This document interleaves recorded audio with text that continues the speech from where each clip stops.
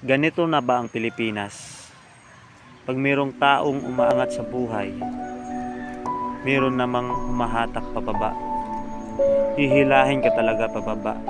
Lahat ng lusot, gusot, gagawan ka talaga ng paraan para ihila ka lang pababa. Parang talangka, pag nilagay mo sa balde o palanggana, pag makita nila yung kasamahan nila na nasa taas na, patakas na, iimbis tulungan nila, itulak nila para makatakas, hihilahin pa nila pababa. Ano bang klase naman? Anong klaseng gobyerno?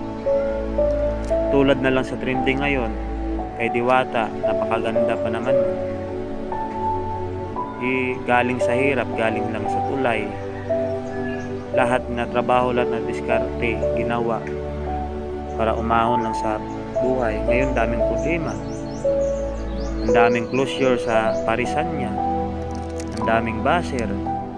Inaristo pa. O, diba? Kaya, pero pag hindi naman siguro umangat si Diwata, siguro hindi naman siya inaristo, wala naman siyang problema. Pero ganun talaga yung Pilipinas eh. Pag umangat ka, bawal.